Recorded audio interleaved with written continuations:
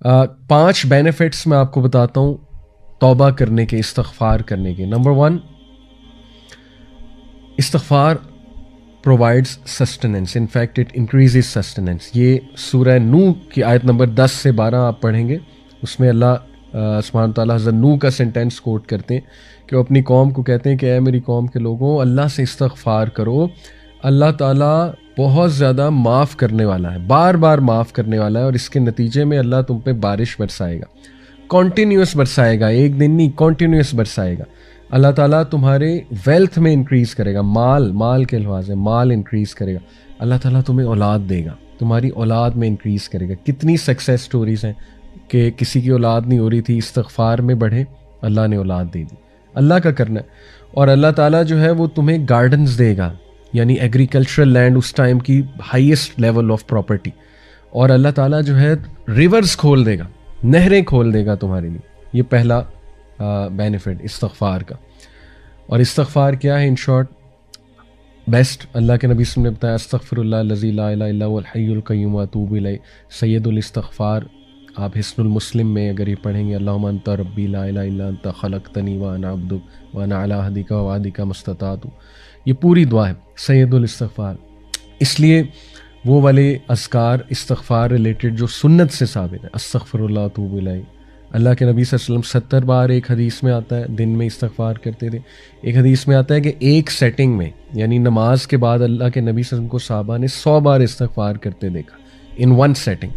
ٹھیک ہے، تو اس کی کوئی تعداد ایز سچ ڈیفائن نہیں ہے کہ اتنی ہی بار کرنا ہے. یہ بس آپ کریں، لیکن انٹرنلائز کر کے، فوکس کر کے، انشاءاللہ ندامت شو کر کے، تبھی فائدہ ہے نا، تبھی استغفار کا فائدہ ہے. نمبر 2، استغفار اوپنز دا ڈور آف مرسی. یہ کہاں سے ثابت ہے؟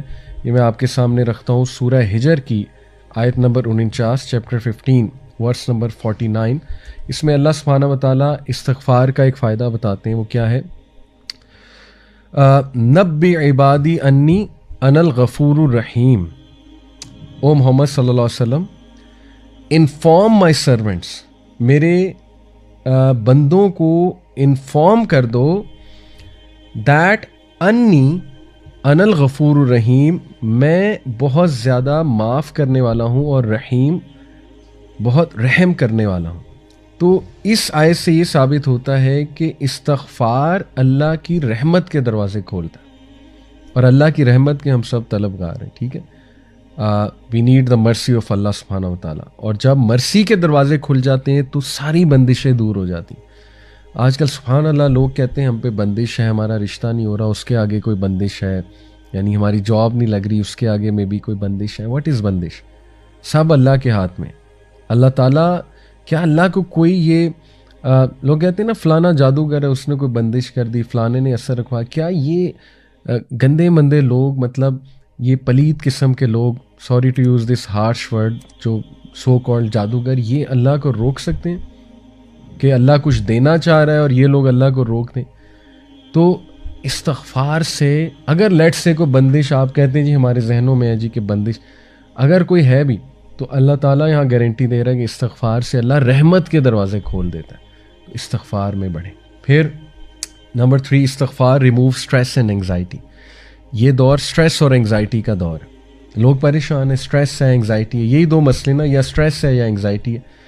ابو داؤد کی حدیث ہے، سنن ابو داؤد کی.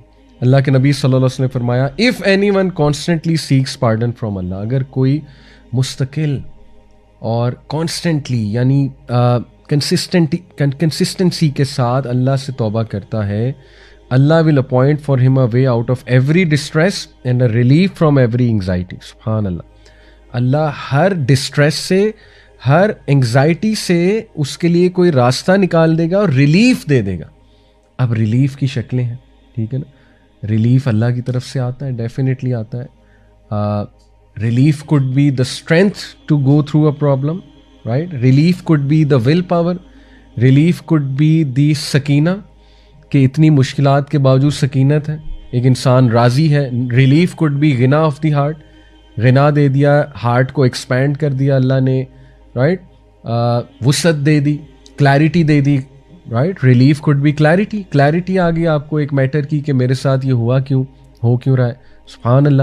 کلیرٹی سے देखें काउंसलिंग्स में एग्जिस्टेंशियल थेरेपी जो है वो यही है कि एक क्लाइंट को क्लैरिटी देना, और क्लैरिटी से ताकि उसके कॉन्सेप्ट्स क्लियर हों और वो एंग्जाइटी और स्ट्रेस से और डिप्रेशन से निकल आए कि मेरे साथ ये हुआ क्यों।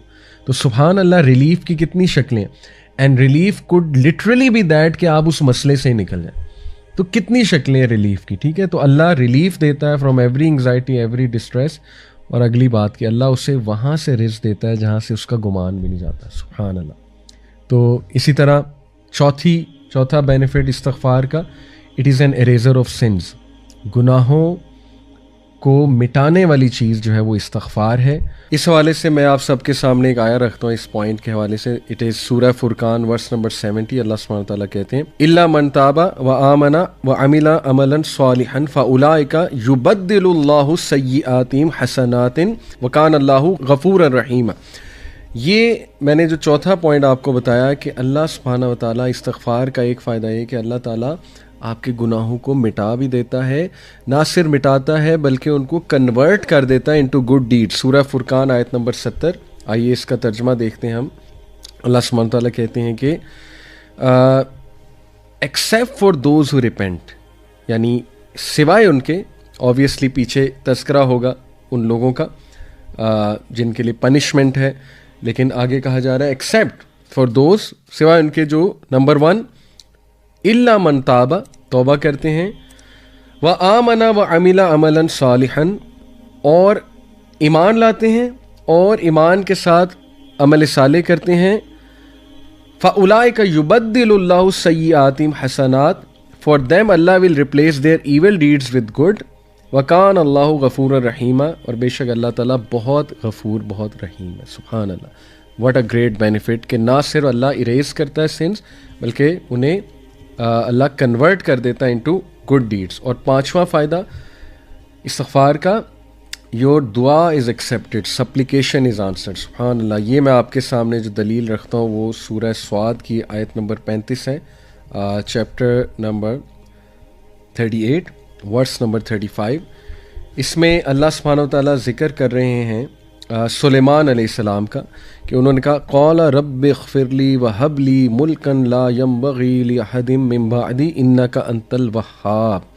He said, My Lord, forgive me and grant me a kingdom such as will not belong to anyone after me.